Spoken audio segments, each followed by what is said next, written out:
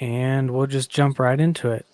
So I've been kind of like working on this theory of mine for objective morality for a while, and I haven't really like formally presented it anywhere. I've kind of like touched upon it before, but I formally Mhm. presented it like a couple weeks ago on this channel called The Gospel Truth, where I was doing a debate with the guy's name was Miles. I hadn't met him before or anything. It was set up through the channel Gospel Truth, and Mhm.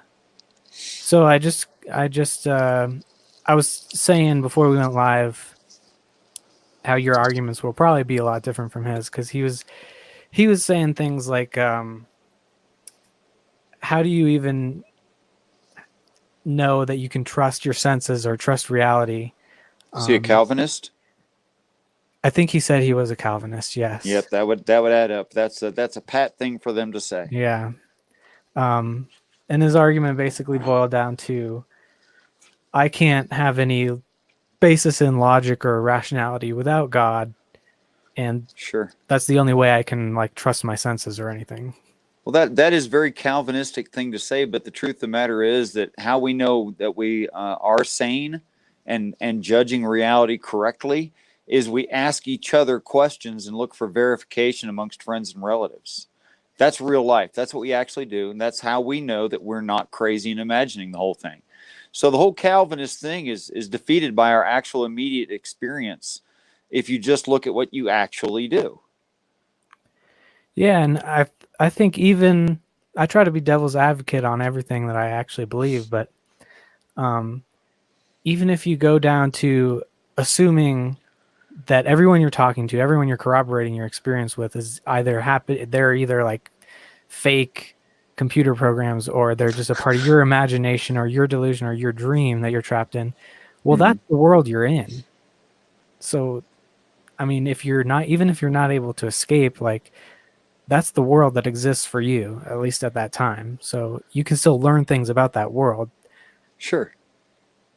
Yeah, I think the whole idea of solipsism, and I present this as a joke to a friend of mine who he doesn't seriously present solipsism, but just kidding around, he likes to say things that are solipsistic just to torment me as a friend, and I'll torment him back, of course, and present arguments, and that's what he and I do is we just have arguments, just sharpen each other and have fun with that.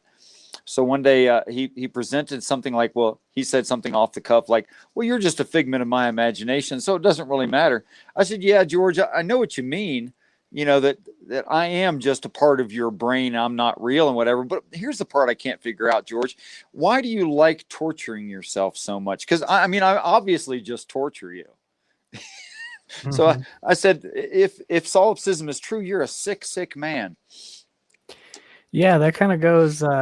I think there's pretty good arguments against solipsism, whereas like, Yeah, why would you be imagining things that could hurt you or annoy you so much, or you know, just to the point of things like other ideas you could have never come up with yourself, like the fact sure. that Shakespeare exists, the fact that there are like astrophysicists. Maybe I could learn those skills one day, but I don't currently have them. Yeah, So the yeah. fact that they exist out in the world and I'm not currently able to express that, that means that even if I am the only thing that exists, it's fragmented and compartmentalized into effectively different people. Yeah, that would. So in order for that to work, you'd have to be several different people. Yeah, Yeah, so so it can't be you anyway. exactly. It's an interesting thought. Yeah. So let's see. Should I just jump into what I think Sure. or Yeah, let's all jump right. into your model if we can call it a model. Do you call it a model? I do. I think that I've broken down. It might be my logic may be a little bit sloppy or a little bit too verbose. And I'm always trying to whittle it down and make it a little more concise, but I think I've boiled it down pretty good. Um, Well, I'll tell you what, if anything jumps out at me, and I'm not saying I'm any kind of an expert in this field, I'm not. Um, but I'm a fan of logic. yeah, and I think your takes are always pretty interesting and well layered. let's see here. Okay, so I mean, I think we can all agree what objective and subjective means. Sure. And so I basically start off with basically we would need to have some kind of objective criteria, even to be able to judge whether God is true or not, or whether God is good or not, or else we're just taking the whole idea on faith alone, and therefore the standard. If we're just believing because to believe, then the standard is just subjective, and we could believe anything. And Sure. there's no way to check whether it's a lie or not, or Satan or something like that. And so objectivity would just be eliminating like the biases, the subjective personal feelings, stuff like that. Um, and so, I mean, would you agree that like a standard of logic would be, it's hard to describe precisely what, but kind of like logic would be above God, because a lot of the Christians that I'm talking to are just offended by the idea that anything could be above God in any sense.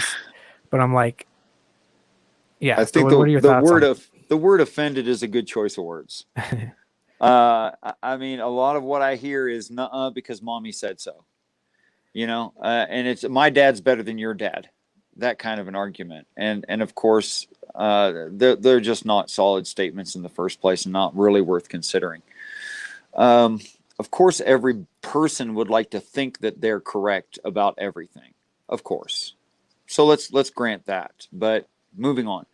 Um, yes, I don't see anything in any spiritual expression that directly or even indirectly says that uh, Yahweh or Zeus or who have you, Odin, is claiming in any way to be the creator of all things and by all things, although it's used colloquially within the Christian text. If you look into the etymology of those, the definitions of those, and the context, it means everything that's in your direct surroundings. It doesn't mean everything everywhere. It just doesn't mean that. That's really expounding it out way beyond its context. And let's not forget that in the proper time frame and from those people, it was pronounced in that part of the world the idea of the dome disk planet. So when they said all things, they meant all things out to the dome, which would be like their direct vicinity. It would be thought of that way. Right now, we'd say to the stratosphere. That would be comparatively correct in context. All right. So, I mean, I think that I actually like to think of like logic and argumentation as being something that's not necessarily like above or below God, but just kind of like outside of God.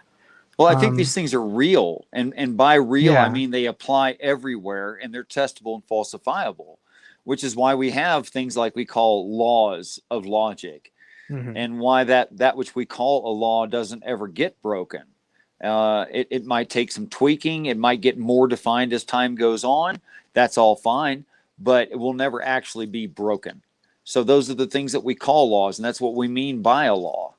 So the laws of physics, the laws of logic, the laws of math, these things are standards that exist for naturalistic reasons. That is, they don't need to be made and they cannot be destroyed. Yeah, I think we struggle a lot with like where these laws come from. But I think it's pretty well explained by the just kind of by looking at what is not possible. Like Right. That's even exactly God, it. the classic example is he cannot create a rock that he can't lift. Or if he can lift it, he can't create that rock. It's there's these paradoxes that can't exist. The light can't be on and off at the same time. Right. Something cannot both be and not be in the same way, in the same space, and at the same time. It cannot. Yeah. And I think just from that basic impossibility comes the rest of the possibilities. Like the fact that nothingness is impossible because we have something, like, therefore something can't come from nothing, therefore nothing ever existed, or nothing never did exist. It's confusing, but therefore something had to exist, because nothingness is impossible by its I, own I logic. think I need you to say that one more time for me. All right, yeah, it's complicated. So if there is absolute nothingness, it can't nothing can ever happen, nothing can ever come of that at any point Right. ever. And the Right. fact that there is something means that that nothingness never existed, or else something couldn't have then transitioned out of that into the current time. So it would seem that nothingness is a logical contradiction by itself. I would think so. Like, we can trace, cause and effect, cause, and we could trace it back quite some way. But in all reality that we see, there is always a cause for the next effect. Mm-hmm. So this is lending to the argument of the first cause, but there doesn't necessarily ever have to have been a first cause. I think we're thinking of people, not you particularly, are thinking of this in way too small of a mind frame. That it doesn't take. I don't know. I have 5,000 marbles. I destroy one. I take the pieces of that marble. I melt them back together into a new marble. Uh, the totality of it did not get destroyed because I destroyed a part. And there's no necessity that because I destroy a part, all of the totality was destroyed or made. So the way I see this, I believe that the universe is actually eternal. Not that the universe is God. Please don't mistake me that. And I don't think you would, but someone listening might. I don't think God is the universe, but I think the universe is eternal, and that it naturally destroys and creates as time in a linear fashion as time moves forward. So it's just reorganization, which Mm-hmm. which doesn't take any gain or loss. It's the same amount of mass of materials in the same amount of space reorganizing in new and interesting ways on a regular basis. But then Christians would call me a heretic. So there you go. Yeah, Jesus and Lord is Lord in the chat says God is the first uncaused caused, Right. and then That's he a adds standard. God of the Bible, of course, and he says the rest are frauds. So, but like, I don't know how he knows this without having some standard to judge his God with. well, first, I would have to say he has to prove his God does exist, which Mm-hmm. he cannot. The second thing that he would have to prove is that he would have to prove that his God is the highest and only God anywhere, which he cannot. Then beyond that, he would have to prove that his understanding of the intent of that God is correct, which he cannot. I mean, I could just keep going like that, but I don't want to just get boring. I want to stay on your topic. Okay. So yes, I think the laws of logic apply even to my God. He has to be logical. He cannot Yeah. break logic, physics. He cannot break math. These sorts of things. And that's funny because a lot of times you'll hear, if the Bible said 2 + 2 = 5, I would believe it. Well, I think that's called blind faith. I'm Mm-hmm. not a proponent or practitioner, or I do not espouse blind faith. I believe that the phrase and this comes from the Christian Bible, "Let us reason together," means exactly that. It also reads, "Accept not or believe not what you receive in prayer, but test all things." Christians like to skip that line, but it's in there. Mm-hmm. So even if you think you're receiving from God, if you're a Christian who thinks they're receiving from God, you should test it. And if it's not provable, you did not get that from your God. Yeah, I agree. Yeah. According to their own text. So I don't know if you know much about like libertarian thought. I guess I remember you said you don't get into politics much, but I by that I mean that I'm so horribly disappointed continuously that I've given up on the majority people ever winning. That's what I mean by I don't talk politics. yeah, I think the democracy is mostly an illusion. Mostly, there's a little bit of Especially if you're a citizen of the United States who believes you live in a democracy, it is definitely a delusion then. mhm. Yeah. And I think it's it might be eroding, but let's get back onto Yeah, the let's stay topic to your before we topic. Yeah. delve too deeply into that. So like by libertarian thought, um, I'm a subscriber to most of the libertarian models, I guess. But what I thought was particularly interesting while I was learning about it was this idea of argumentation ethics. Have you ever heard about that? I'm willing to learn. Yeah, I thought it was like such a good idea because essentially, like it's been used in economics. I think it originated with Ludwig von Mises, and then it was most famously made by Hans Hermann Hoppe. So basically, what it's saying, he used it for like property rights and things like that, and I thought it was such a good argument. Like, I think property rights are one of the more fundamental parts of like morality itself, but Mm-hmm. I thought that the argument could go even deeper. It has much deeper implications. So basically, what it's saying is if you're arguing about a subject, you've already admitted the premise that reasoning and argumentation and logic is superior to force or threats of force. It can be productive in one mind frame. It can be productive, but there's actually that I know of 3 mind frames. There are those who receive no evidence. You've got one in the chat.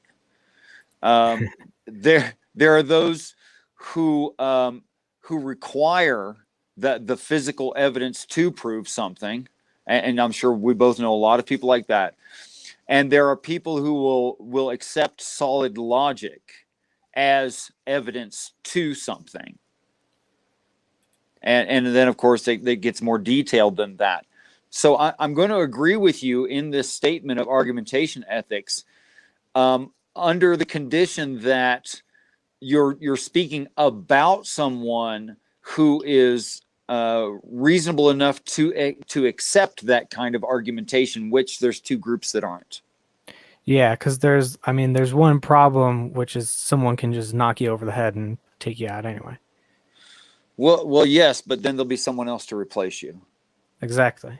because So, that's how ethics and logic and argumentation is. and that's why I'm always trying to get people to understand, like, the if you're going to make an ethic of like strongest man wins or might equals right, then that kind of ethic is self-contradictory because the next day it could be a completely different guy. Yes, of Um, course it would.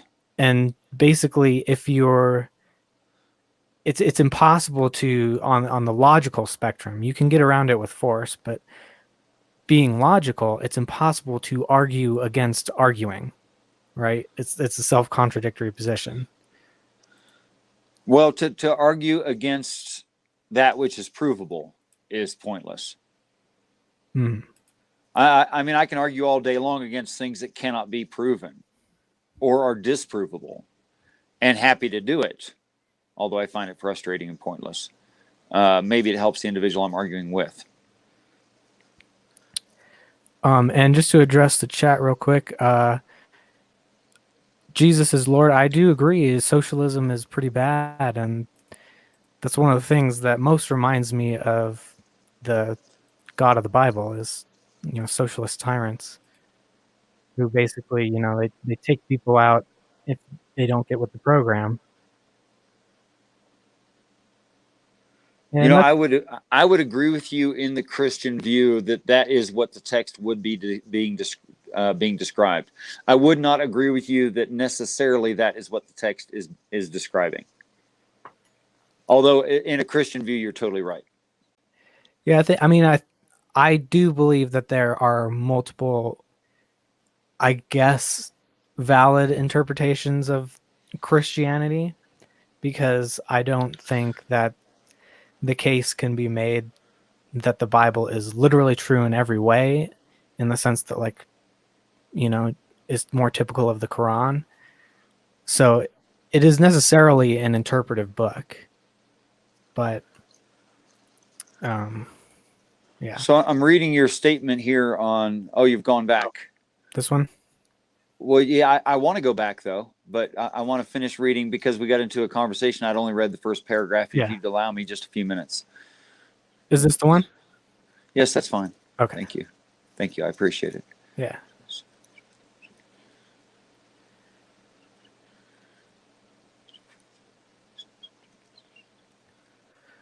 What's going I on? think we should expect evidence, and we should find evidence where we expect it. Of course, for some things you wouldn't expect any evidence. Mhm. And if you don't have evidence, that's no reason to say that your God did it. Well, that's a God of the gaps. When we say we don't know what it was, thereby God, that's a God of the gaps argument. Of course, in the early 1800s, there were close to 200 vestigial organs within a human being, and today there are maybe 3. And that's not because the human body changed that much in that amount of time. It's because they stopped using a science of the gaps argument and actually figured out what those organs did. So same can be true on both sides. Yeah. Not that I think science and spirituality argue with each other, just they have not meshed yet.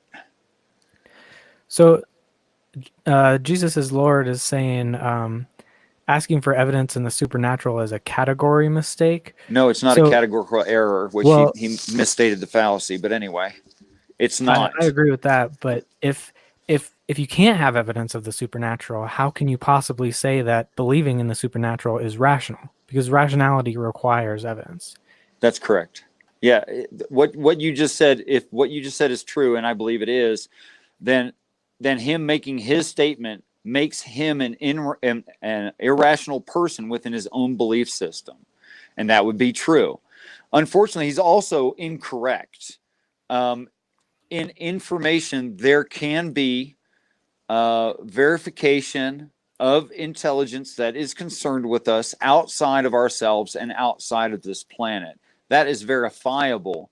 When novel information that is falsifiable is given and is falsified or proven, found to be true to reality, then by necessity, that information must have came from outside of the individual, and if it's novel to the planet, outside of the planet. So yes, it is verifiable. It is not supernatural.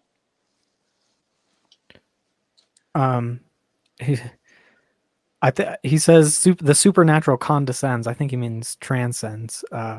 But I mean, I think what we mean by supernatural is just kind of what is unknown. Like, do you agree with that? Well, first, I'd like to clarify the Christian saying that God condescends. He could have meant, and most likely did mean, in that God lowers himself to us. So he could have meant that quite the way he stated it.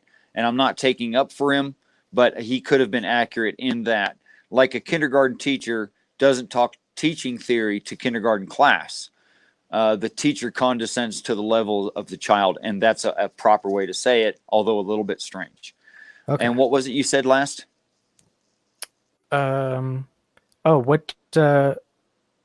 Would you agree that the supernatural just means that, this is how I see it, is just what is the unknown? I think there's no such thing as supernatural. I think there's things we haven't developed tests for. Yeah, because if you can prove that it exists, it seems then like it's no longer supernatural. Say that right. It's natural. If it exists, it's natural. That's right. Yeah. It's just in the way that you colloquially use it. Like natural, we would say would mean maybe wild or not civilized or Well, I think if Jesus Lord met his God would no longer be supernatural. It'd be part of his own natural experience. yeah, and if you're saying God is the most fundamental true thing in the world, that then assuming that's true, it would seem that God is the most natural thing in the world. Right. We would actually be less natural. Yeah. Especially if we're created. We're definitely less natural.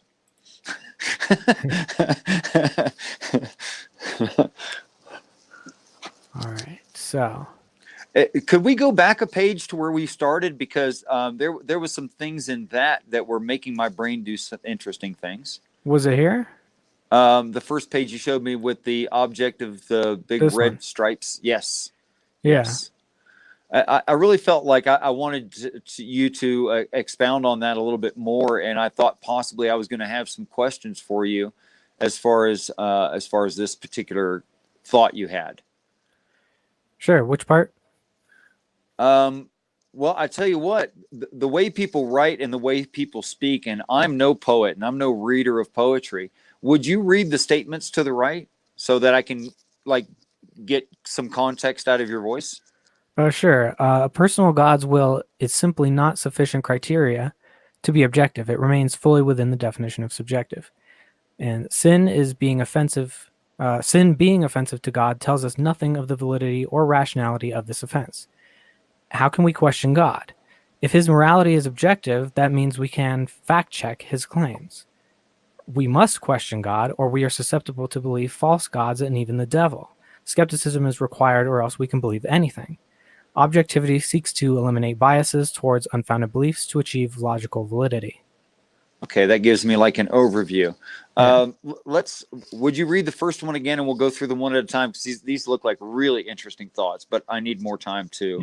Because it's the first time I've seen this in my life, of course. Yeah, these are just like a summation of a bunch of different sides. Personal God's will is simply not sufficient criteria to be objective. It remains fully within the definition of subjective.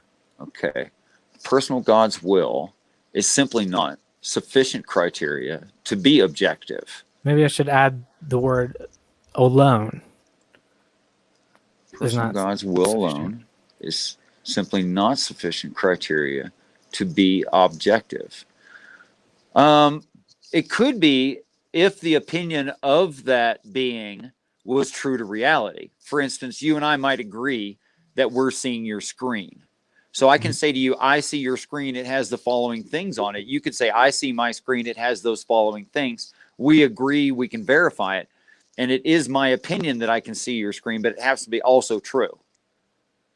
So in that way, it could be both subjective and objectively true. I can have the opinion of something and it be true to reality. So other than that, I have to agree with the full. But I'm sure that wasn't your intent. It Yeah. remains fully within the definition of subjective. Yes, it is subjective so far as it belonging to that being. But then if it also agrees with reality, which makes reality higher, by the way. If it Yes. also agrees with reality, then it is both subjective and an objective opinion or truth. Does that make Yeah. sense? Yeah, I totally agree. If Okay. That's the way it seems to me in reality anyway. Yeah. Yeah, if you have the opinion that is true, then you have the objective opinion. Right. At least, I have the subjective opinion that 2 plus 2 equals 4. yeah, at least as long as you believe it for the right reasons. I mean, you could technically believe the true thing for the wrong reasons, and that's a tricky thing to kind of analyze whether you're whether that's knowledge or not. Say it again. Like if you just happen to believe the correct thing but for the wrong reasons, it's not. Oh yes. Can you consider that knowledge, or is that just kind of lucky guess?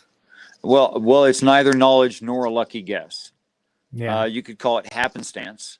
I think that would be most Yeah. accurate to call it happen. It just so happens that that person's correct about that thing, although they're correct for all the wrong reasons. That's. Have you ever heard the example of the sheep herder? As far as Christian context, No. As far as logic context, I might have, but Give us a Man, refresher. sheep herder has a favorite sheep that he keeps in a pen next to the house. One day he looks out, the sheep's not there. He goes outside, walks around the house, and looks in all directions, notices a white spot up on the mountain. So he goes, "Oh, there's my sheep up there on the mountain." So he starts walking toward the sheep, but as he gets closer, he realizes that it's not a sheep, it's a white shirt caught on a bush. So he walks up to the shirt because it's his shirt. He collects it off the bush, and as he collects it off the bush, he sees behind the shirt, and there's the sheep. Mm-hmm. Okay, so he made an observation that was correct. His sheep was gone. Then he looked at his environment trying to find it and made an assessment as to where it was, and he was wrong. And then he went to investigate it and learned that he was wrong. And then as he corrected himself, he got new information and became right. Yeah. Okay, so that's about how many levels deep that sort of thing can go. Yeah, that's definitely possible. But if God is truly as great as the Bible says, then God wouldn't be just stumbling into the right answers just for no reason at all. I'm sure that a being of ancient, and I mean that to the extreme, origin, having been around the block a few times, would know some things. Mm-hmm. And just that situation alone would put a being in a position of much greater knowledge than I can hope to obtain on this earth, and that's all it would take. Let's see. It remains fully within the definition of subjective. I have to agree there. And the next one? Sin being offensive to God tells us nothing of the validity or rationality of this offense. Okay. I want to consider that. I want to talk with you about that. Can you tell me what the word sin means? Whatever is against God's moral code or against his nature, I guess. Okay. Now that's a very particular definition. Where are you getting that definition from?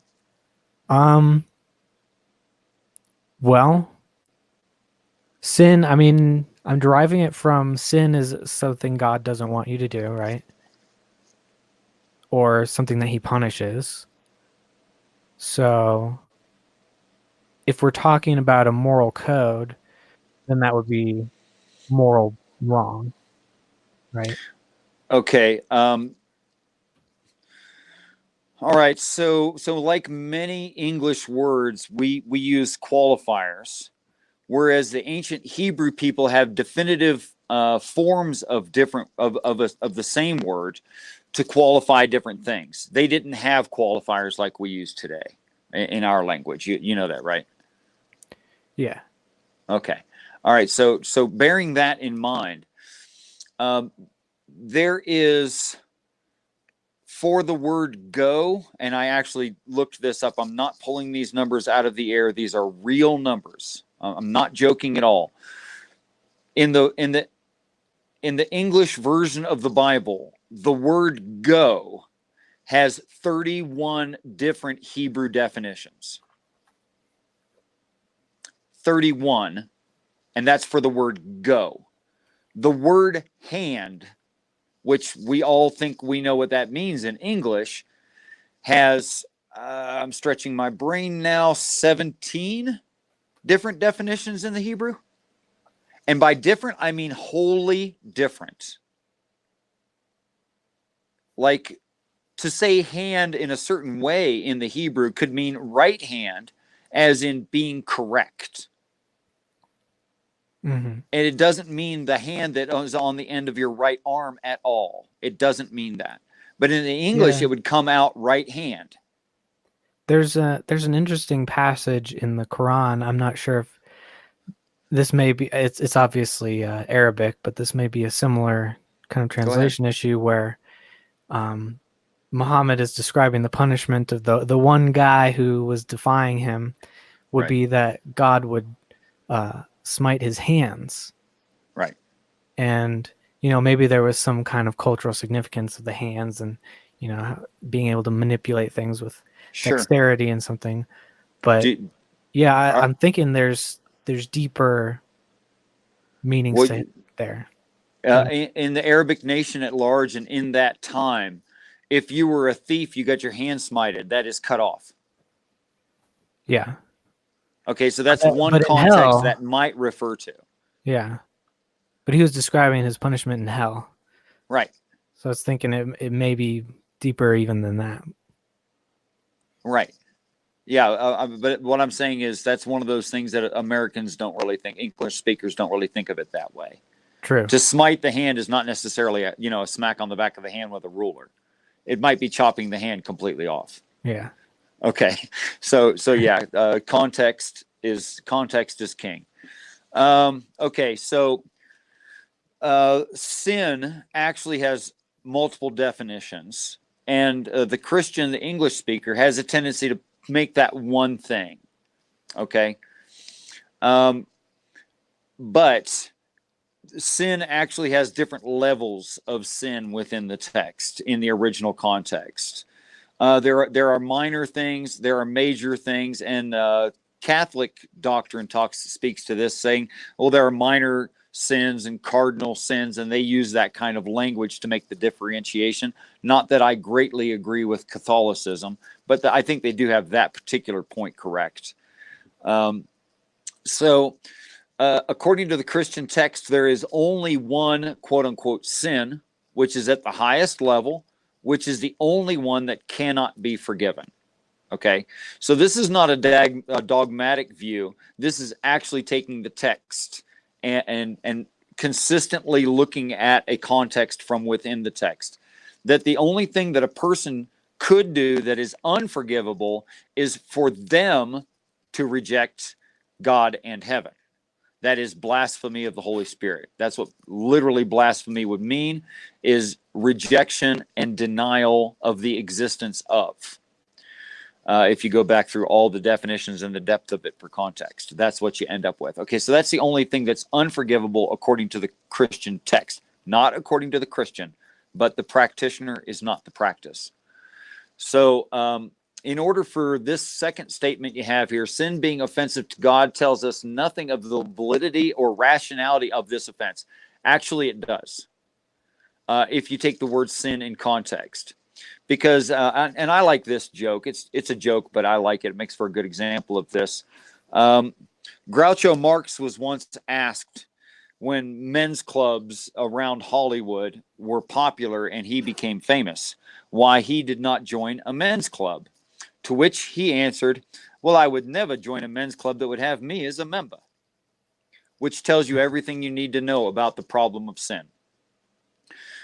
There's literally nothing without making you overpowering you against your will, essentially rape of will, that could force you into a situation where you would have to accept heaven. Okay, so barring that, you have the free will to accept or deny. Should you deny, and that means in the moment when you have the proper proof,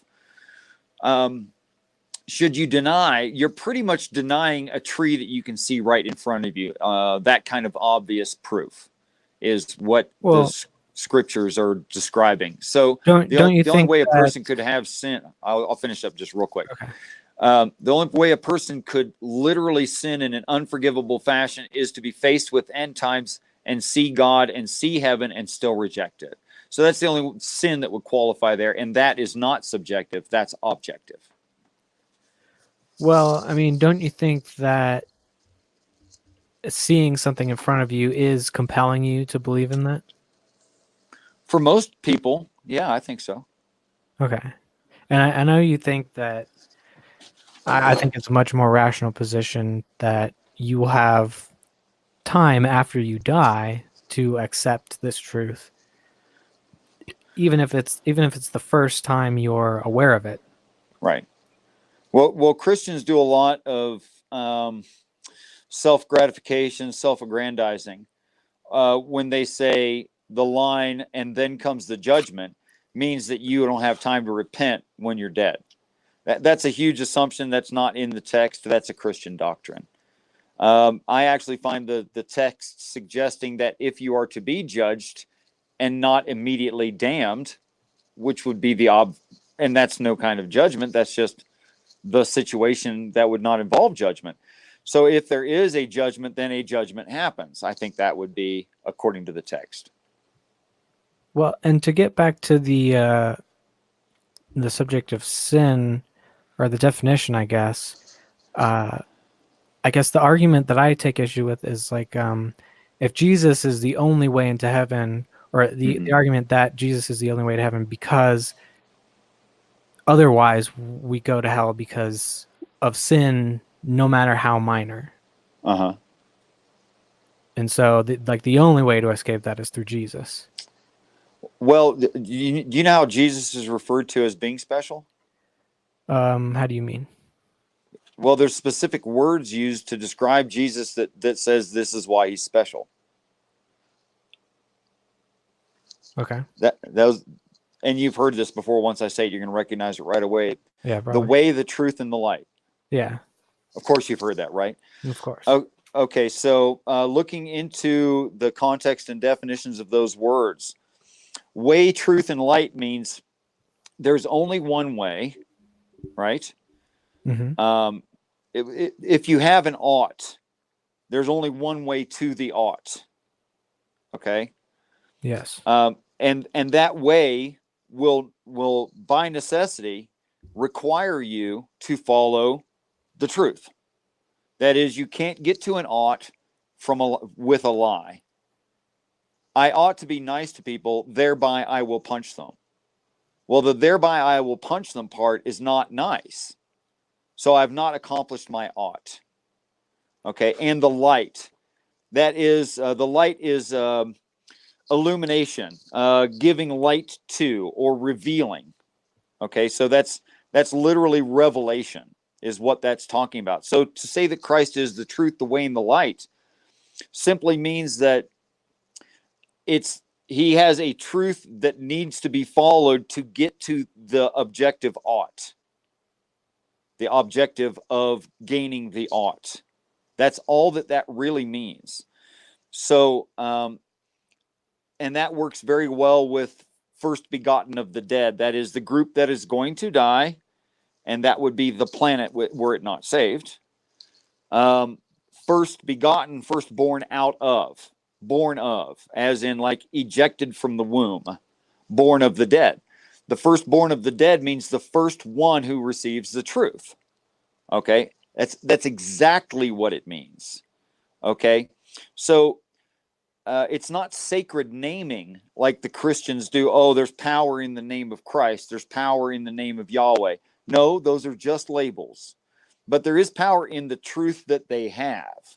That is, you can't get to a goal. You can't get to the touchdown line running the wrong way. You just can't. It doesn't work like that in reality. Does that make sense to you? Yeah. Okay. Now, also in the Christian text, and Christians will deny this or ignore it, and I don't know how they would justify this.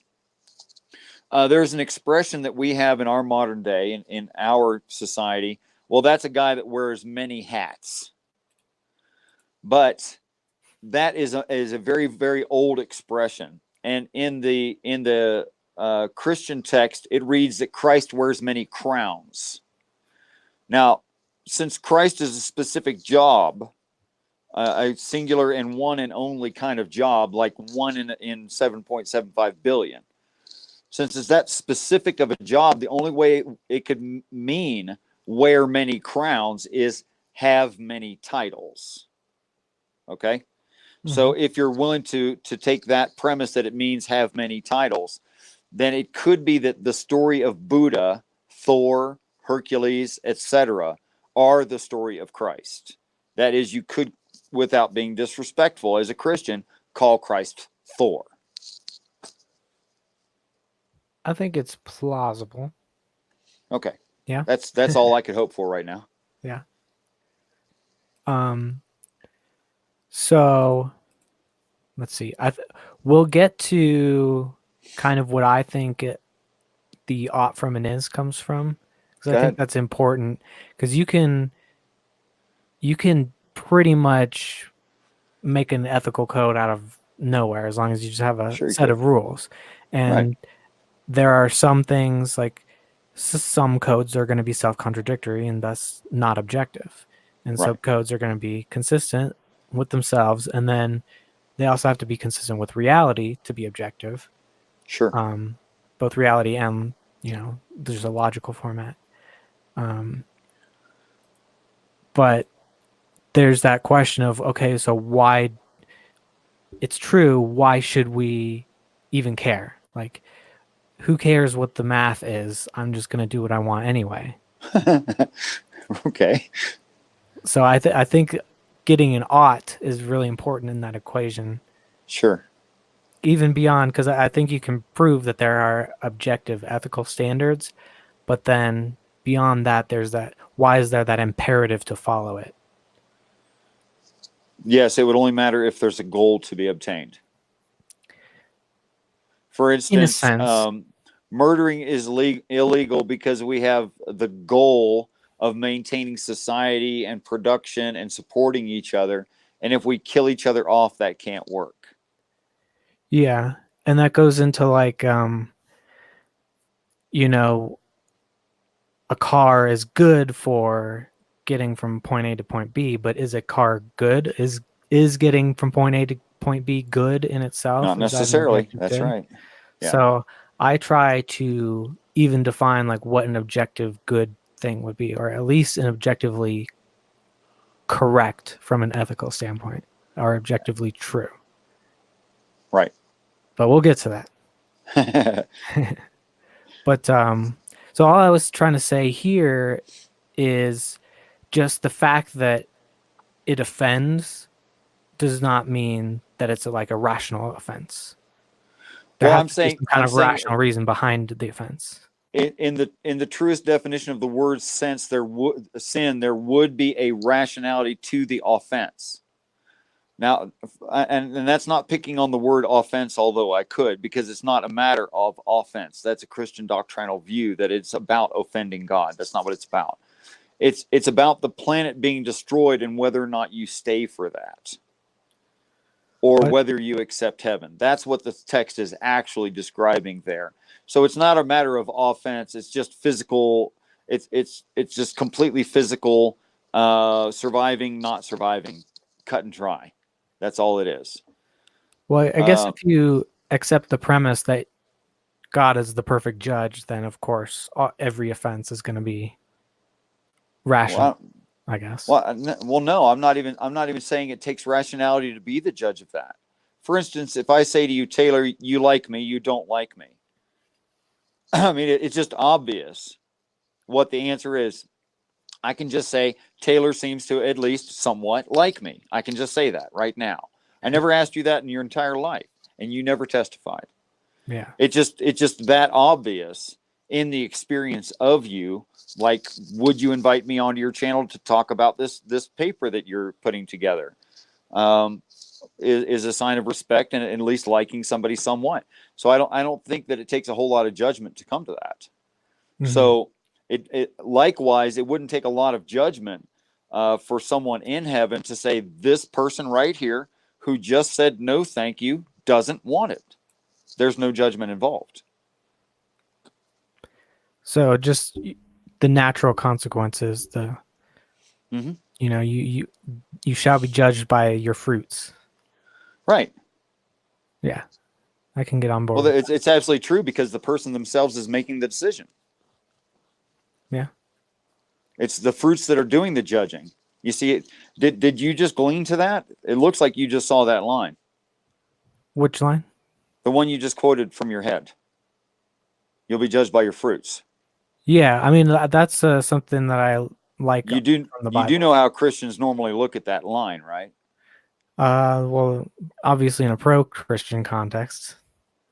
Yeah.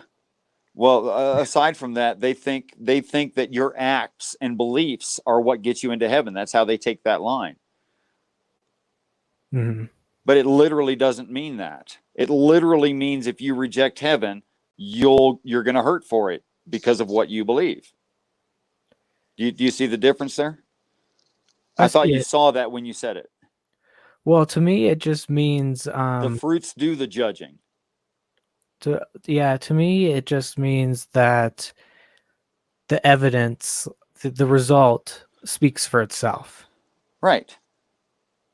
Right.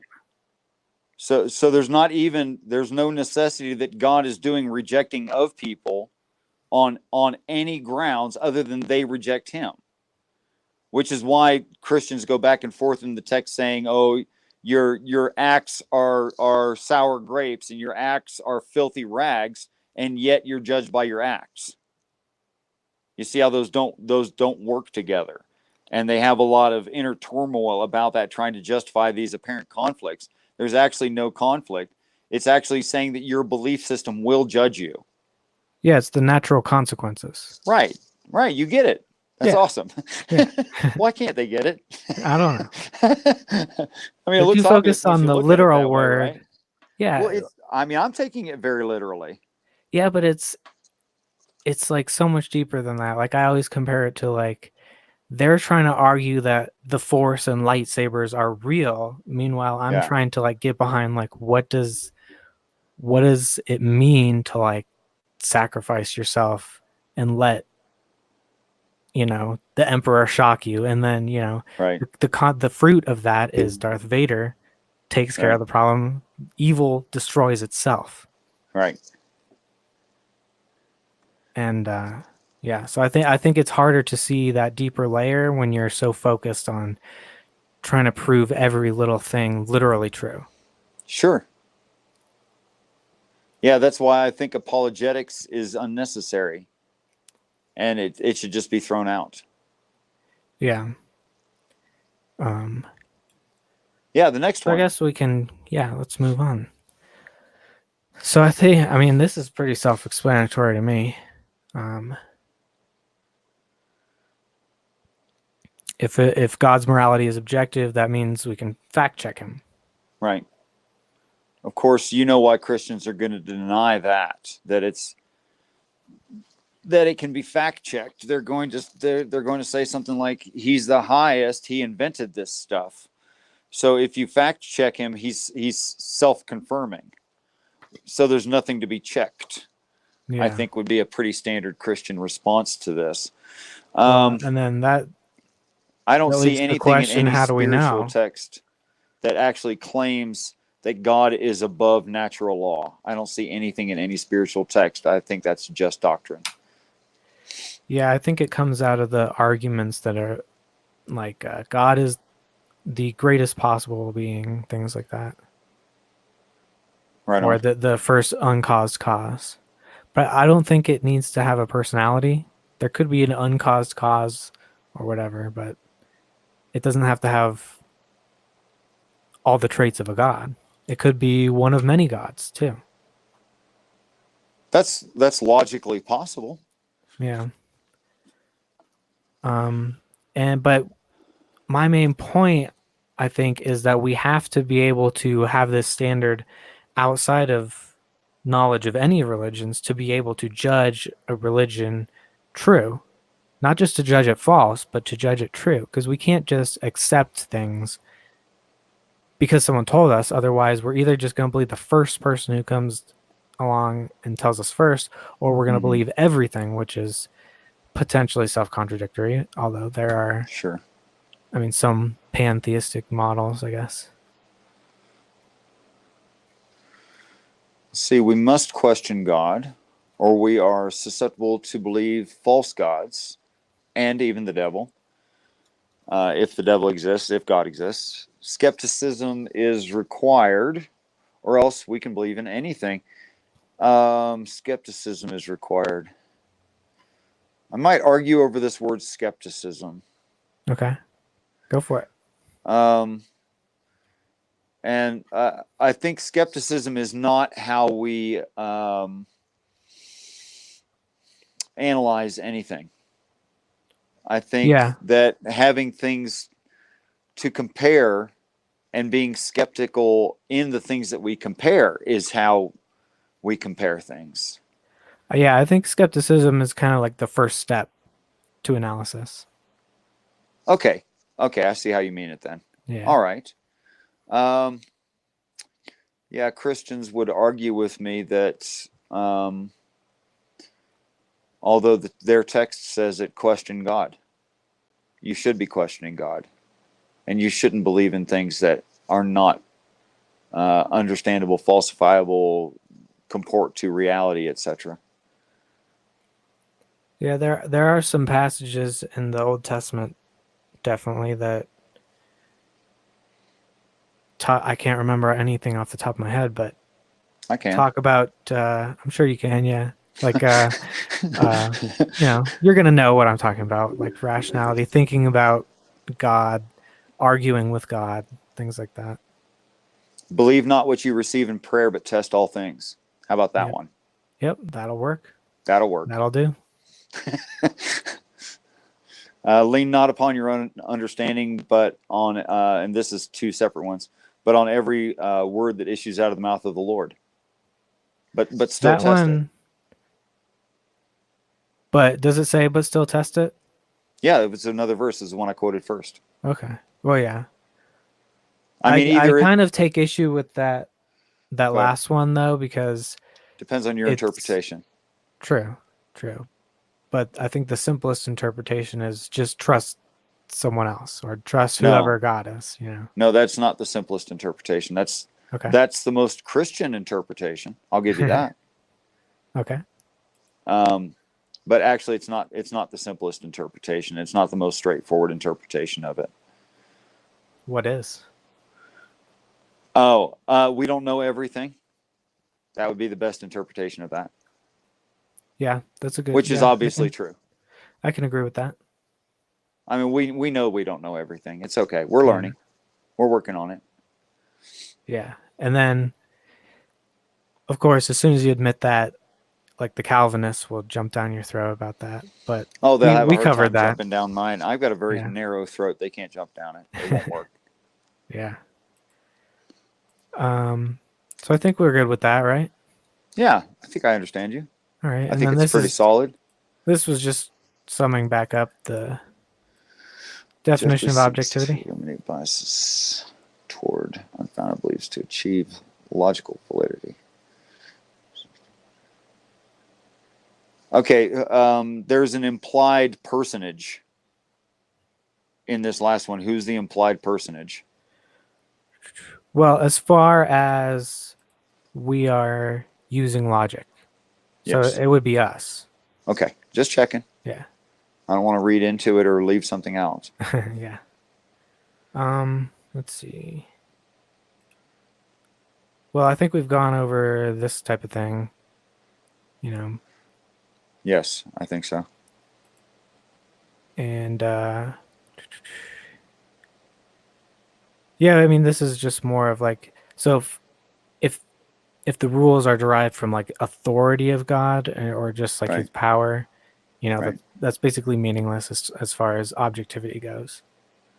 Um, I would think that actually the more powerful a being is, the less they would flex their muscle. yes, at least one who is responsible with that power. I don't know. I Like, don't think you'd even have to be responsible. I think just at some point, if you were powerful enough and you had no challengers, you would eventually even get bored with the pretense of a challenger. you know, yeah, Right? You couldn't do that forever either. at least if you're secure in your power. Well, I don't think you'd even have to be secure. Just even this real, you could be super proud of it and a jerk, but it would at some point it would not be entertaining for for the Hulk to challenge me. Not entertaining Yeah. because it's no Well, challenge.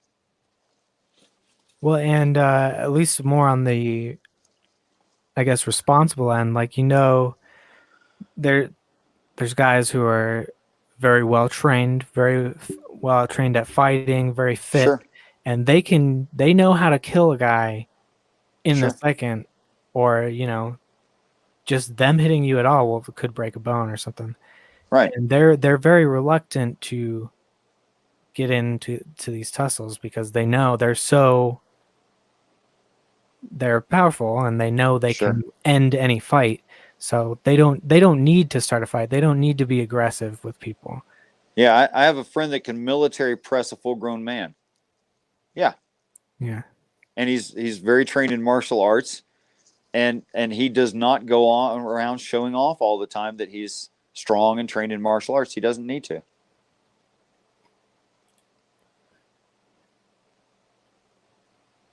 Um let's see if this is so I mean I guess we've basically talked about this. Like if God has the correct view of morality, Right. he's basically just figured it out. And Right. it's But not I would it's think not that just dictated by him, but he is perfect in his understanding of it. well, I think there is moral reality. I think that's an actual thing. So it would not be logical to disagree with reality. You know, Mm, so that's pretty much the way that I see it. That if God is in any way understandable, you know, he would have to agree with reality. yes. Um, and then I always kind of phrase it as like if God was there to explain it to you, he would be explaining reasons, giving you reasons other than because I said so. And so he's using these words and these concepts outside of himself to explain Yeah, his reasoning and morality. sure. So again, it's not necessarily above God if some people are sensitive about that, but it is outside, even just next to God in the sense of a concept. Because if you're just going to say God is everything, Right. then Then you're a deist, yeah, which is not Christianity, and I don't think a deist would have this argument. yeah, So you'd have to be Christian to have this argument. And then if you're a Christian, you believe that God is not the totality of all things. Which personally I don't see how a totality of all things could be conscious and so disconnected simultaneously. For instance, as I go to sleep, I don't feel your heart. And we're the same kind of being on the same planet. Um, so being so disconnected and then being a consciousness making choices is incoherent. hmm When obviously, if there is a God, that God would have made choices. yeah. And I think those choices have to conform to rationality. Sure. You can't be making just random, wild, chaotic choices. Well, you could, but I guess there'd be nothing left including you hmm eventually. And I think this is doubly provable by the fact that you need some sort of way to judge God, or else you can't even justify rationally, at least, that he is good or real or anything like that. So I basically conclude that knowledge and morality precede knowledge of God, at least in terms of um, chronologically from the human Oh, perspective. oh, chronologically for certain. Yeah. In fact, the story of Jonah testifies to this. Um, that Jonah lost knowledge of God, gained knowledge of the world, and found morality within that time, and then proceeded forward and gained knowledge of God. Interesting. Yeah, Do you know what verse that was? the whole book, Okay. the whole story of Job. Okay. No, no, did I say Job? I meant Jonah. Did I say it right the first time, or did I I say think it wrong the first time? I think you said Jonah the first time. I meant Jonah. Okay. Yeah. All right. Well, It's the same slide with a different title, and oh, so I'm just at this point I have mostly everything in formal logic format. Hmm. Let's see here. I think we've covered this I basically. think Like, I understand objective morality. yeah, any ethical system that is both internally consistent and consistent with reality, basically. Hmm. And what I mean by ethical system is just like uh, recommendations for behavior or Sure. prescriptions for behavior. Prescriptions for behavior to accomplish a certain goal. Yeah. Okay. Okay. So basically, where I get this the ought from an is where or this imperative why you should follow this logic versus not follow it. Right. Um, you know, basic logic, two contradictory statements can be true at the same time. Um, something cannot ever result from nothing. Something exists, and I was we were talking about this much earlier. Total non-existence is logically incoherent, and therefore something must and ought to exist. And so, to me, this is actually explains why there is anything in the universe is because of a logical contradiction. It forces something into existence because something has to exist. And so basically there's an imperative to follow logic from this. There's a bias in the universe itself for logic. That's interesting. Um, I yeah, want to this get back to that someday. Probably not today, but someday. is, and yeah, I kind of expound upon this where logic incurs an imperative for concepts to adhere to laws of reality. So, like, you have an imperative to do math correctly in the same way you have an imperative to be ethical. Like, you can write the wrong answer, but you're wrong.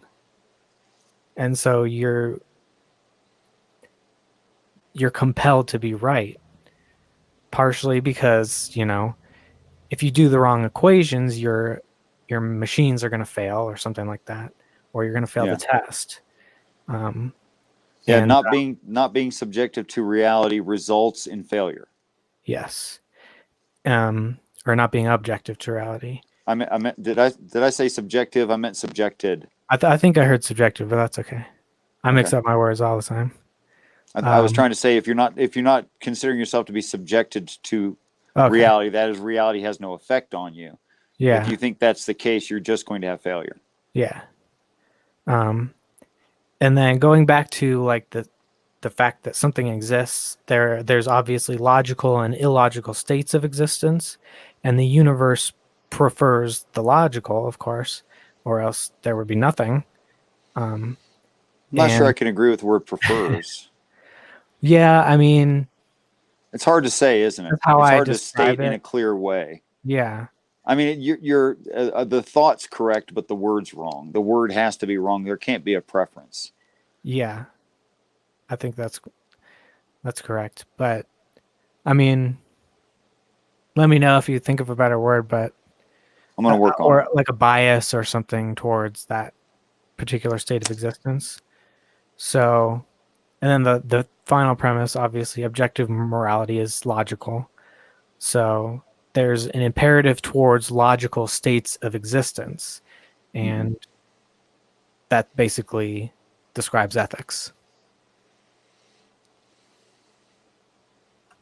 Say it again. So there's an imperative towards logical states of Toward existence, logical states of and existence. that essentially just also describes what ethics is, which is at least objective ethics would be logical um, Okay, I get it. Yeah, that makes logical sense. recommendations for behavior, which would be states of existence, because behavior creates states of existence. So yeah. That works. Okay. That works. Yeah, I get it now. Okay. And I mean, this was kind of the most difficult thing for me to figure out.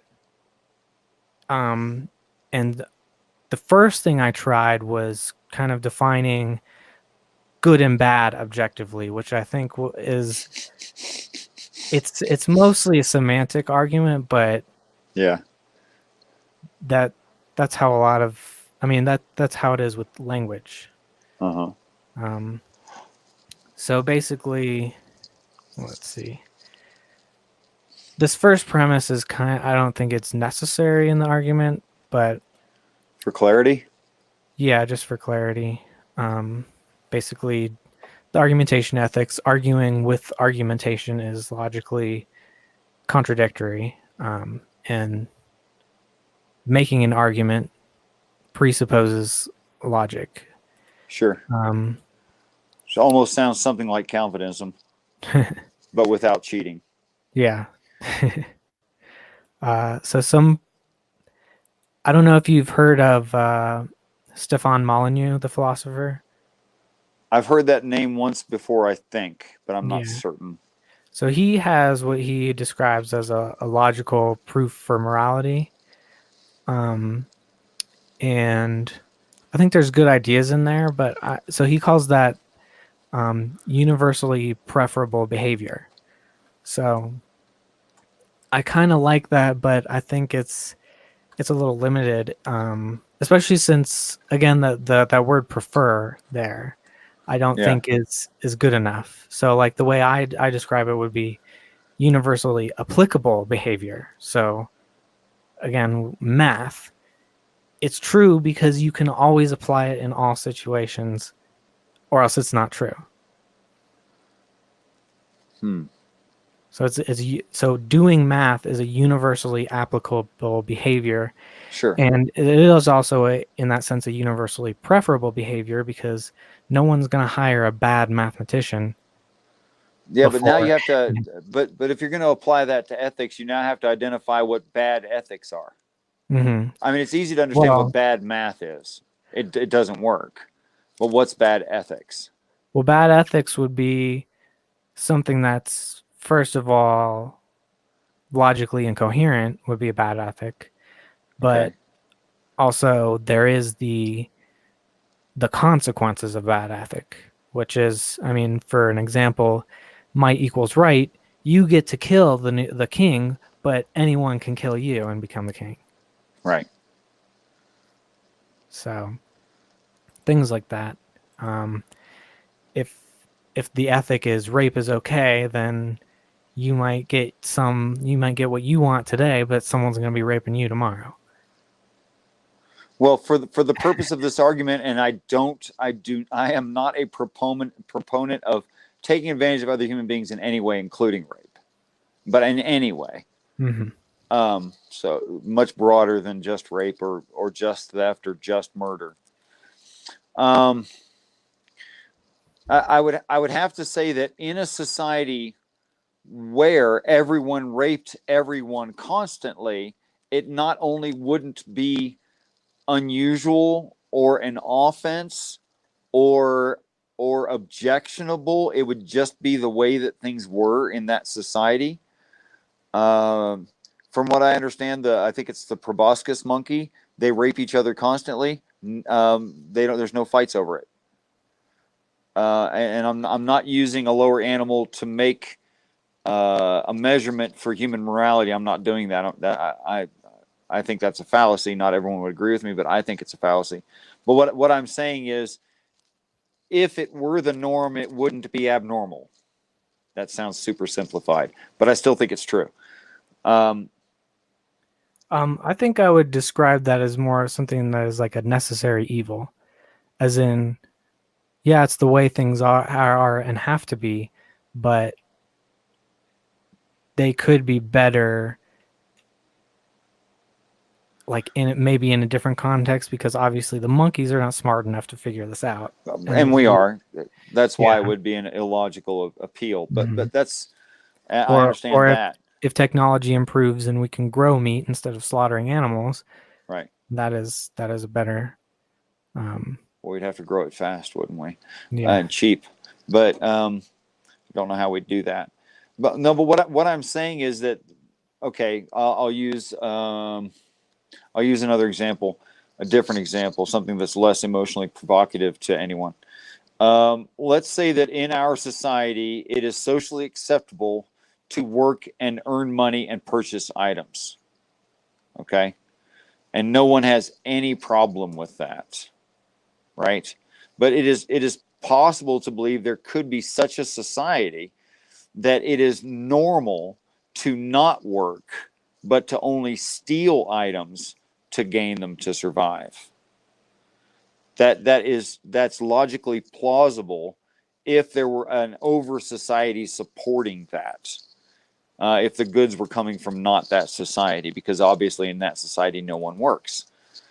Um, but you see, it is I'll give a real world example.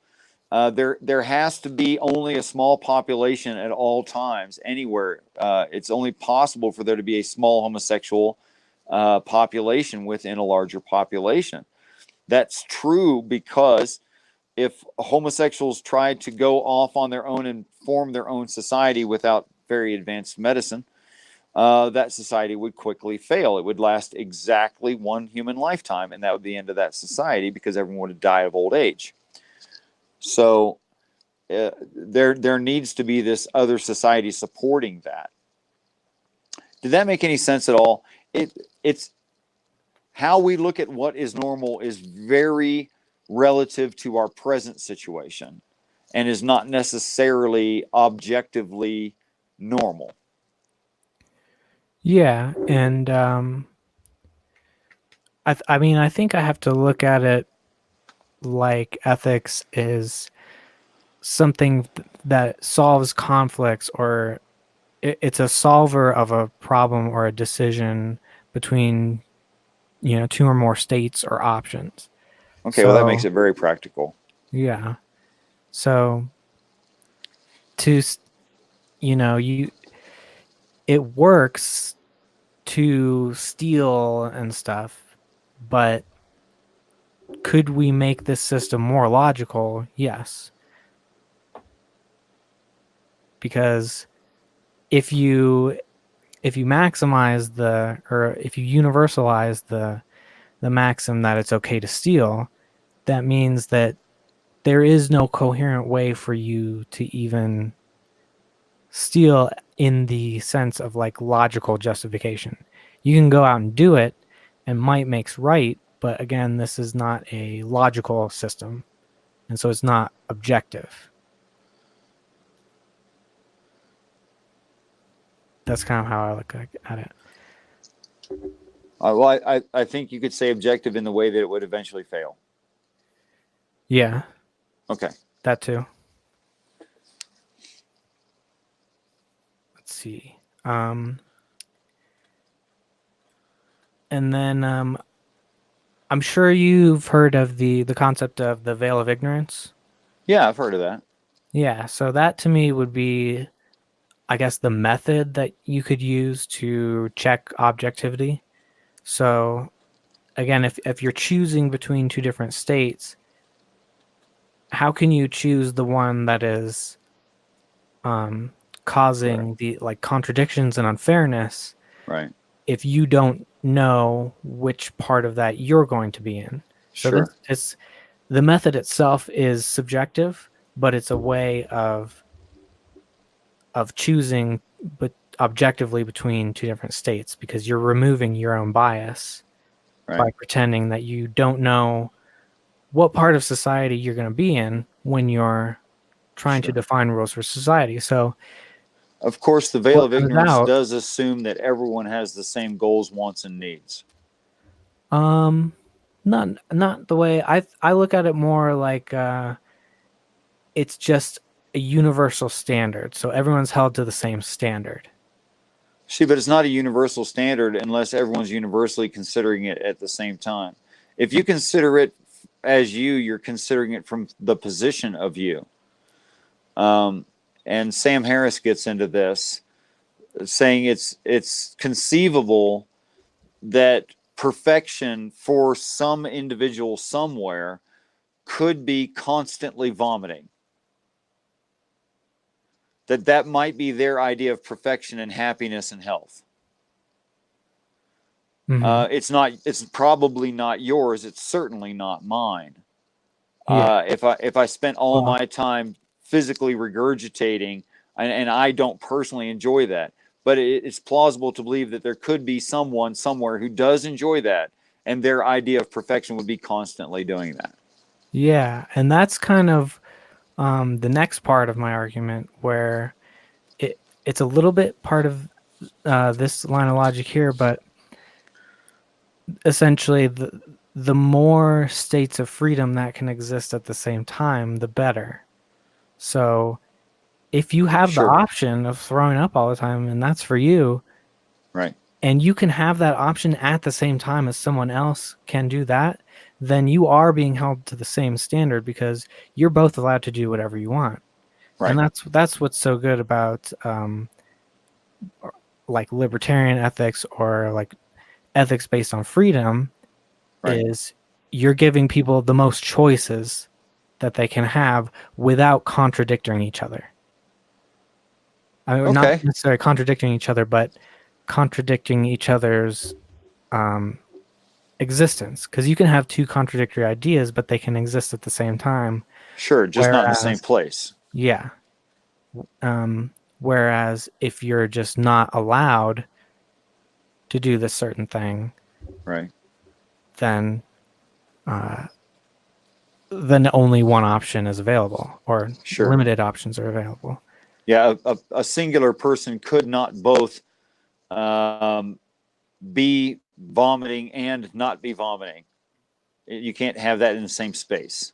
Yeah. But one person over, you can have that. Yeah. So Okay. that's not a logical contradiction. Right.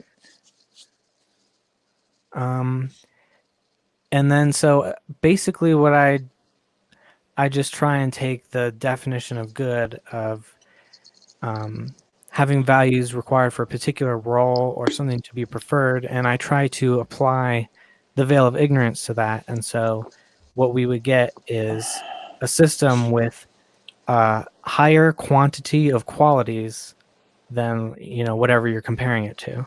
So whatever has the most states of freedom is essentially what is objectively better than what I have to agree is with you on just. the freedom part of that, especially because people's preferences can be so greatly varied. It'd have to be all about freedom and truth. Yeah. So just the amount of degrees of freedom, the higher the degrees of freedom, the better. Right. And so I mean, that was one of the more important pieces for me to establish objective good and objective bad. So doing something bad would be like reducing the freedom. And other models that are similar to this they've been criticized for not being measurable. So Right. I wanted to address that by saying we're literally looking at a higher quantity of qualities, which relates more to the definition of good, but which is better understood as higher degrees of freedom. I got you. And then Uh, that you could chart. the more states of existence that can exist at the same time, you're basically maximizing existence itself. And the universe has this bias towards existence, and all of that I'm basically saying is good. I think I understand so far. Oh, okay. Then that's good. I'm making some sense. Apparently, at least to this particular brain, you are. Yeah. I can't vouch for anyone else's. Well, as long as there's one out there. Math Pig says if one person laughs, the joke landed. It was a good joke. Yeah. It's good enough. Um so yeah, I think this is just kind of the logical format. I think we understand each other so far as this goes. Freedom can be equated to that good, which is equated to existence. Um, and basically, when I was presenting this in the debate, I he declined to even really get into which premises he disagreed with. He was just saying, "How do you can't have any standard for trusting your senses under atheism?" It was essentially his argument, and my I, argument was, we can know things in atheism, basically, and if we can know anything, we can know moral truths. I think the gentleman wanted to hold on to his belief system. Yep. Which, it's not even contradictory to Christianity to say that atheists can know morality too. So It's not contradictory to the Bible to say that people can know things. it's It's contradictory only to some contradictory to say apologetics. that no. Well, yeah. There's apologetics that are designed to be contradictory to that. Mm-hmm. But then they'd not be in holding with it. It is hugely obvious that you know things. I can tell that because your mom is not constantly chasing you around the house, saving your life like she did when you were very small. So you do know things. That's obvious. You're alive and you're a functioning adult. Yeah, but Okay. he argued you can't know that without God, Well, they would or argue it things wouldn't like you even make can't know sense whether without or God. not you know. Yeah, which, I mean, you can reason to morality without your senses, technically. Like, even just from "I think, therefore I am," you could Mm-hmm. reason out these things like something exists, therefore nothing Doesn't wasn't. exist. Yeah. Yes, yeah, and from that, I've reasoned all of this, and I think, well, I think we agree. I think there's going to be people that have, and I'm not one of them, but I can see, and I have heard arguments that I can't quote that would pick on some of your words, but I don't hear arguments that would pick on your ideas. Yeah, and I'm always trying to find better words, Yeah, it's hard. more concise. Yeah, language is always going to be limited, and Mm-hmm. that's why you have to have these conversations. You can have good sound bites, but ultimately, a lot of people will just follow things that sound good, but you're not going to understand it or be able to really apply it without like these deeper like conversations. And the conversation doesn't even have to be verbal, it could be just with your experience, Mm-hmm. just toying around with the ideas.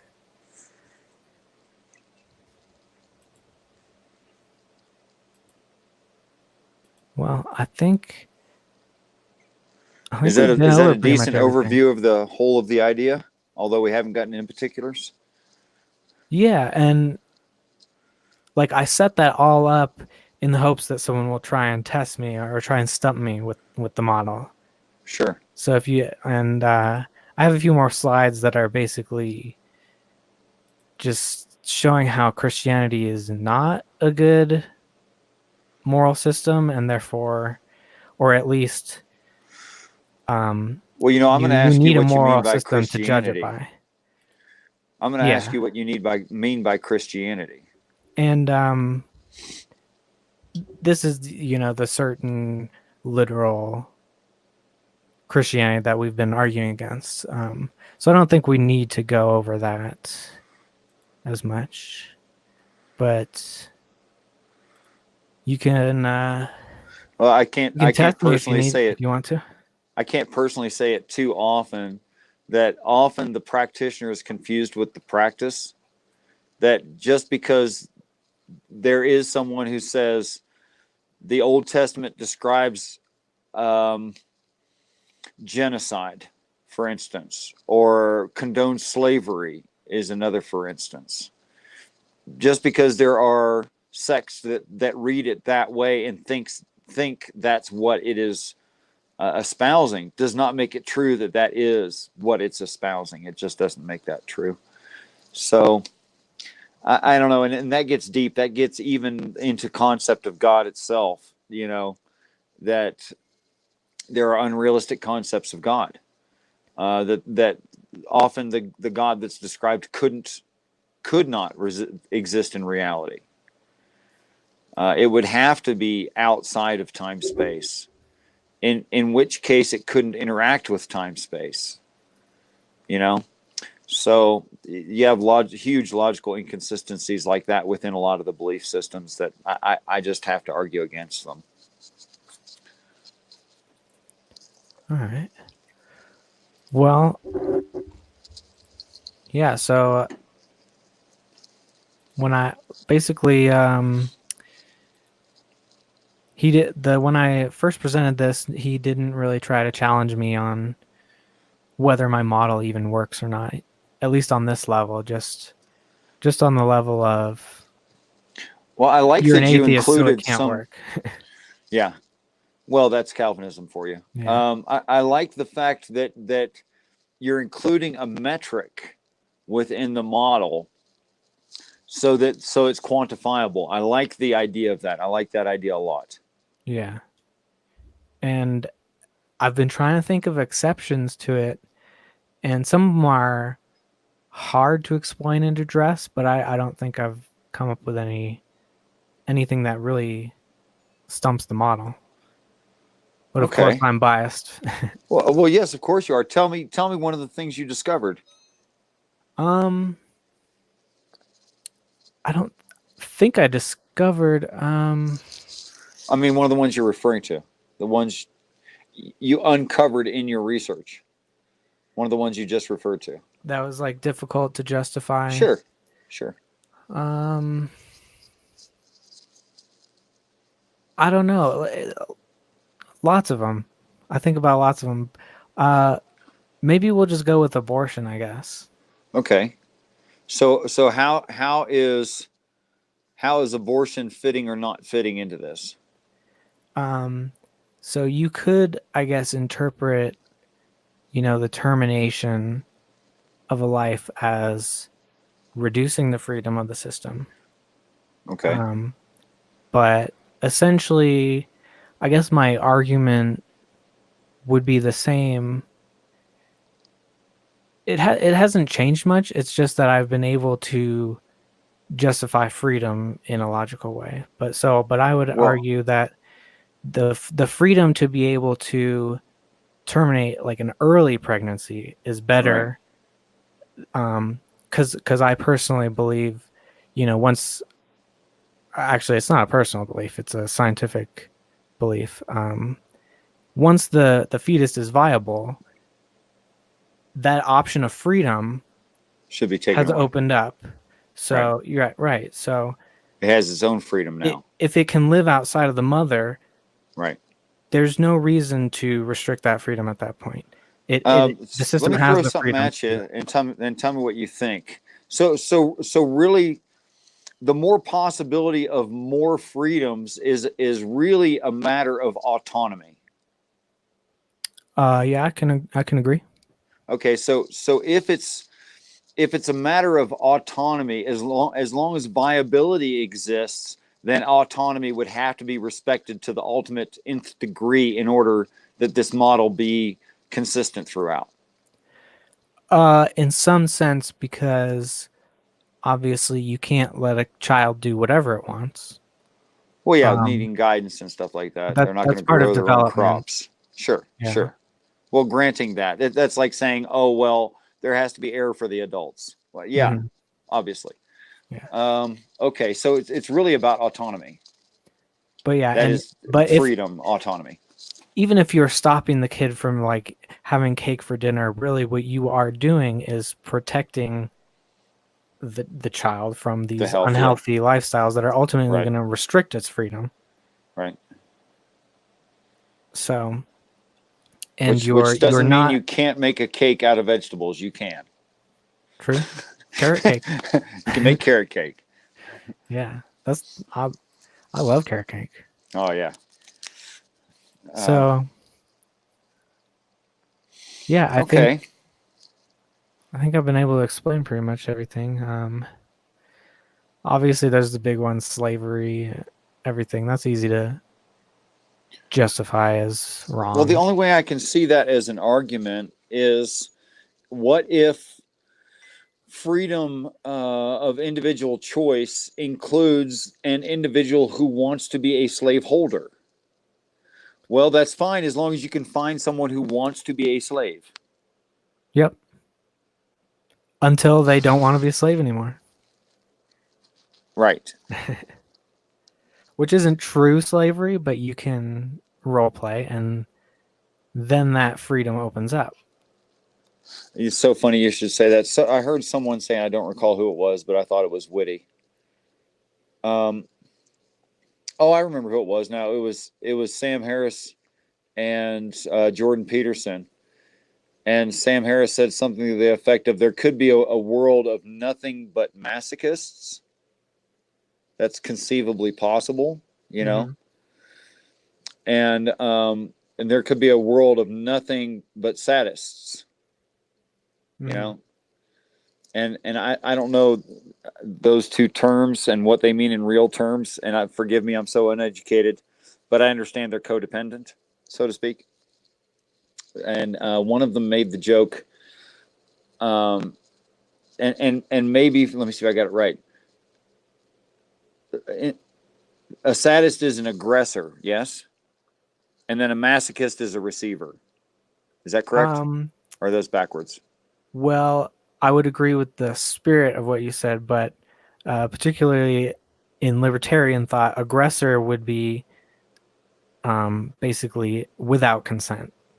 Oh, okay. I meant So, I meant in so I think a domination. sadist, yeah, a sadist could technically get consent. Okay. Yeah.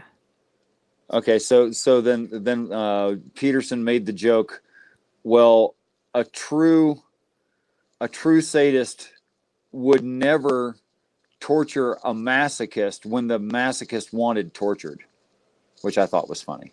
True. If I have those right, if I have those Yeah. in the right order, but you get the joke anyway. Yeah. So in a morally perfect environment of limitless freedom, which is ultimate autonomy, that could be measured in success rate compared to a populace like you're proposing. And if I strawman you at all, please jump up immediately. Well, and Then it's not necessarily like limitless freedom because there is a limit. It's when you okay. basically contradict someone else's freedom. So there is a point, there is a But what if system someone in wants their freedom which, contradicted? well, then that's within their level of freedom Right. because they can do that. You can consent to have, I think you can consent to have whatever you've done to you. So I guess that's one of the, I guess you could say, unexpected conclusions. I guess of Okay. like freedom based models where you're like, well, you have the freedom to like off yourself. Well, let's put this to the test on a personal level since we're done with all the theory, or it seems we've gotten through a lot of the theory Well, anyway. let me finish real quick. Go ahead. I don't think I finished this quite yet, but Sorry. so there is a system where you can uh, level freedom and apply a consistent standard to it and still maximize the freedom of the individual systems. Uh, so, or there are systems that you can apply an uneven logic to, and the objective one would be just a consistent standard. It makes sense to me so far. Okay. So far, I think it makes sense to me. Okay. Okay. So let's, if you don't mind me jumping, because Sure. this seems like it would be interesting to me, and I could be wrong. Um, Freedoms, personal choice, autonomy, and this is the part where I'm digging to see what the model can take from this venue. Okay. Hmm. All right. In relationship, when a relationship exists, but autonomy is and freedoms are interfered with for interpersonal reasons of an interpersonal relationship, for instance, um, you're in your 30s, your mother is in her early 60s, your mother has a physical ailment she likely would recover from with what is thought to be standardized surgical treatment for the ailment. Your mother says, I prefer to not get the surgery and die. Mm. And it's certainly going to kill her. Yeah, I was actually gonna say, kind of amend a little bit what I was saying. Go ahead. Um, I think you do have the freedom to kill yourself in certain contexts. Um, Certainly to harm yourself in certain harm, I guess, like I guess try drugs or scar yourself or something like that, or put yourself at risk. But anyway, I think suicide is usually unethical because it does reduce freedom, not just Mm-hmm. of the person itself, but of the people they have relationships with. So they've automatically cut off all of those possible states of existence. Sure. Um, I think in certain cases where that existence is going to be more painful, or basically, I mean, bedridden, you have very little freedom there. Those are cases where it could be justified. Um, and of course, there's nuance between all of that 100 million degrees of nuance. Um, let's see, but your example, I would say it would be unethical for the mother to choose that for her relationships to end because of something that is so simply fixed. And Okay, so should it be it's an against the law? irrational choice. Okay, so should that be against the law? Yes, because I think laws need to put human life as one of the things that needs to be protected, at almost any cost, if not any cost. My So that would brain's be, working on things. That's why I'm quiet right now. yeah. So that would be Okay. the purpose of a law, I guess, the practical purpose. Mm-hmm.